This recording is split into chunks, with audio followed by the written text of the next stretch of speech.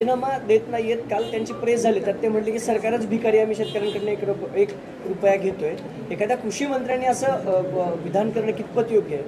नाही, माझं म्हणणं आहे की माणिकराव कोकाटे चुकीचं काय म्हणाले की असं मला वाटतं की त्यांनी सांगितलं की सरकारकडे पैसेच नाही.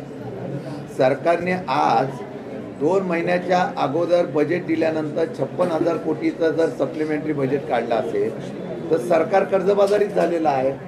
आणि मग शेतकऱ्यांच्या कर्जमाफीच्या ऐवजी वेगवेगळ्या प्रकारच्या योजनेला त्या ठिकाणी पैसे देत आहेत.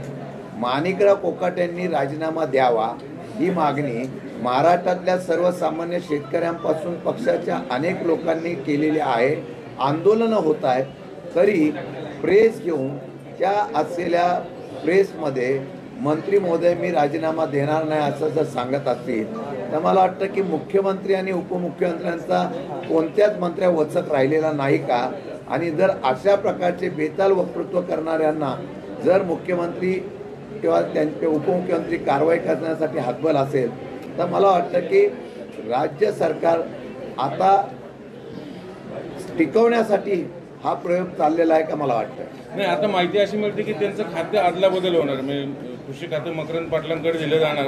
तुमच्या जिल्ह्यातले आहेत मग त्यांचं मदत पुनर्वसन त्यांचे पुनर्वसन करणार का? हो, असंच नाही, एखाद्या मंत्र्यांनी एखादं स्टेटमेंट दिल्यानंतर ती जबाबदारी सरकारची पण असते आणि ती जबाबदारी मंत्र्याची पण असते.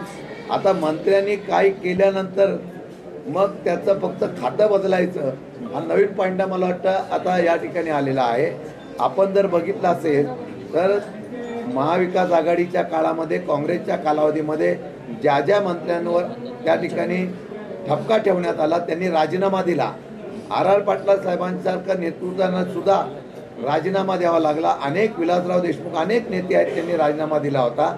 मग तो न्याय जर त्यावेळेला विरोधक म्हणून त्यांनी वापरला असेल तर आता विरोधकांनी महाराष्ट्रातली जनता जर अशी मागणी करत असेल तर फक्त मंत्र्यांचं खातं बदलण्याचा नवीन पॉईंट हा मला वाटतं शोधला असेल तर मला वाटतं की खरं म्हटलं तर हे नवीन संशोधन पाहायला मिळेल.